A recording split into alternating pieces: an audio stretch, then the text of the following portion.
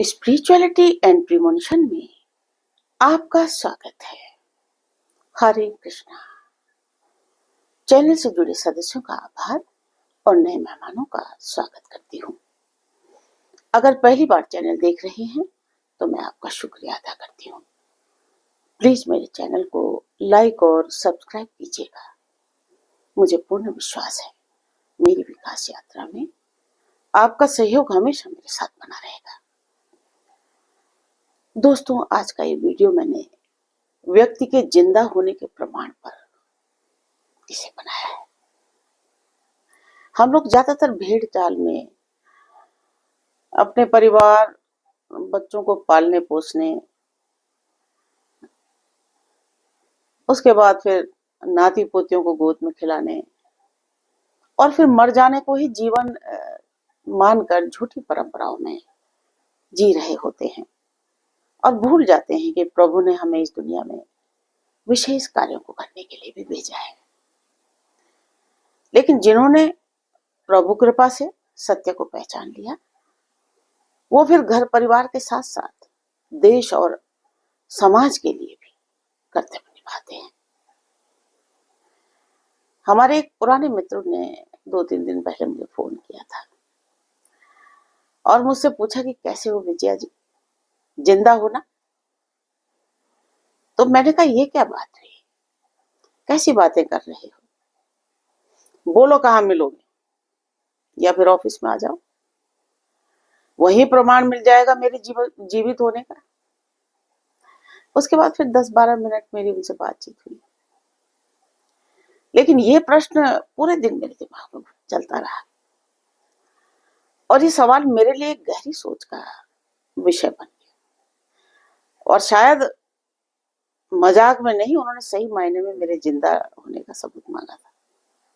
वो स्वयं भी एक ज्ञानी व्यक्ति हैं और धर्म की सेवा में लगे हुए हैं और उन्होंने मुझे सक्रिय राजनीति में, ये समझ लीजिए, तलवार के साथ खेलते हुए देखा है। वो जानते हैं कि किन कारणों से और किन राक्षसों के कारण मुझे कर्म भूमि से हटना पड़ा था। हट गई थी अपनी मर्जी, क्योंकि मेरे विरोधियों को कुछ ना कुछ शिकायत मुझसे बनी रहती थी। उसके बाद फिर एक झटके के साथ मेरे हटने से मेरे विरोधी भी निष्क्रिय हो गए और मैं नहीं रुकी। इधर मैंने 80% समाज सेवा का मार्ग चुन लिया जो मेरे गुरु ने मुझे दिया। खैर, अब टॉपिक पर आते हैं। तो दोस्तों, जीवन और मृत्यु के बीच का ये अंतर और इस अंतर को साबित करने की आवश्यकता शायद हमारी इस दुनिया की सबसे बड़ी उलझन है। जब लोग इस तरह के सवाल पूछते हैं तो ये सवाल सिर्फ एक भौतिक प्रमाण की मांग नहीं होती, बल्कि ये आत्मा और शरीर के बीच के रिश्ते, अस्तित्व और विश्वास पर भी सवाल उठाता है। हम सब जानते हैं कि जीवन एक गहरी परिभाषा है। जीवित होना सिर्फ शारीरिक तौर पर सांस लेना नहीं होता, बल्कि इसमें मानसिक, भावनात्मक और आत्मिक स्तरों पर भी मौजूद रहना शामिल है। जब लोग कहते हैं कि हमें जिंदा होने का सबूत दो, तो क्या वो मेरी शारीरिक उपस्थिति को ही मान्यता देना चाहते हैं या फिर वो ये साबित करना चाहते हैं कि मैं अभी भी अपने अनुभवों, विचारों और भावनाओं के साथ जीवित हूं? शारीरिक रूप से किसी व्यक्ति का जिंदा होना ये साबित कर सकता है कि वो जीवित है, लेकिन क्या ये सही प्रमाण है? और मेरे लिए जिंदा होने का मतलब है कभी कभी सशक्त विचारों और आत्मविश्वास से भरा हुआ होना, चाहे वो किसी के सामने हो या ना हो। ये आत्मविश्वास, ये जीवन की समझ और इसका उद्देश्य ही हमें वास्तविक रूप से जिंदा रखता है। कभी कभी मैं सोचती हूँ कि जब लोग पूछते हैं कि क्या तुम सचमुच जीवित हो, तो क्या वो मुझे शारीरिक रूप से देखना चाहते हैं क्या वो इस विचार को समझने की कोशिश कर रहे हैं कि मैं मानसिक रूप से कहाँ खड़ी हूँ? क्या मैं अभी भी अपनी दुनिया में एक सक्रिय और विचारशील व्यक्ति हूँ? जीवन का प्रमाण एक तरह से हमारे आसपास के लोगों, हमारे विचारों और हमारे कार्यों में भी होता है, कार्यों में ही होता है। जब तक आप किसी के जीवन में फर्क नहीं डालते, तब तक आपके अस्तित्व का क्या मतलब है? हमारी उपस्थिति, हमारी कृतियां, हमारी भावनाएं, ये सभी हमें जीवित बनाती है। और जब लोग कहते हैं कि जिंदा होने का सबूत चाहिए, तो वो शायद ये पूछ रहे होते हैं कि क्या मैं उनके जीवन में किसी सकारात्मक बदलाव का हिस्सा बन रही हूं या बन रहा हूं या नहीं? क्या मैं सचमुच जीवित हूं?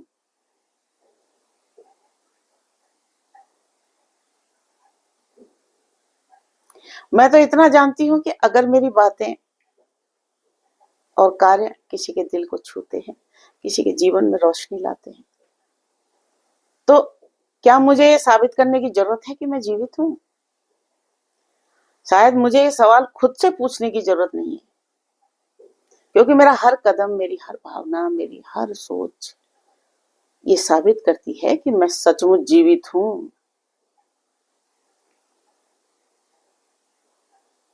आज के समाज में जब लोग हमें अपने अस्तित्व का प्रमाण मांगते हैं, तो ये अक्सर मानसिक स्थिति, आत्मविश्वास और भावनात्मक संबंधों की कमी को भी दर्शाता है।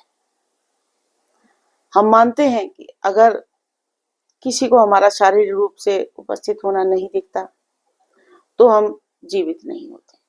लेकिन असलियत में ये केवल शरीर का अस्तित्व नहीं, बल्कि मानसिक और आत्मिक जागरूकता ही हमारी असल जीवित होने की पहचान होती है। तो जब कोई कहता है जिंदा होने का सबूत चाहिए, तो शायद वो ये भी चाहता है कि मैं उनके जीवन में किसी रूप में उपस्थित हूँ। शायद मैं उनके दिल में हूँ, उनके विचारों में हूँ,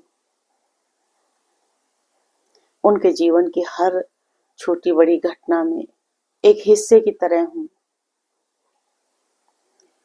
आज के समाज में लोग अक्सर बाहरी प्रमाणों या स्थितियों के आधार पर अपने अस्तित्व का मूल्यांकन करते हैं।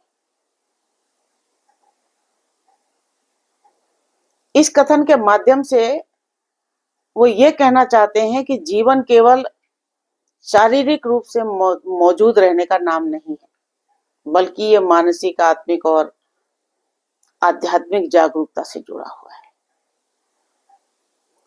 हम लगातार समाज और दूसरों से स्वीकृति प्राप्त करने की कोशिश करते हैं, जैसे कि हम अपनी असली पहचान को बाहरी प्रमाणों द्वारा साबित करें। लेकिन असल में हमारे अस्तित्व का सबसे बड़ा प्रमाण हमारी अंदर की वास्तविकता और सचेतनता है।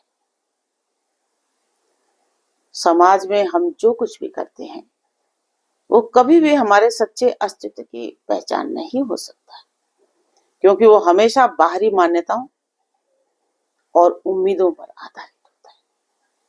असल में हमारा अस्तित्व हमारी परिस्थितियों से नहीं, बल्कि हमारी अंतरात्मा और स्वयं की गहरी समझ से। यदि हम सिर्फ बाहरी प्रमाणों पर निर्भर रहेंगे, तो हम कभी भी अपने असली अस्तित्व को नहीं पहचान पाएंगे। इसीलिए जिंदा होने का सबूत केवल बाहरी दुनिया से नहीं, बल्कि हमारे भीतर से मिलना चाहिए।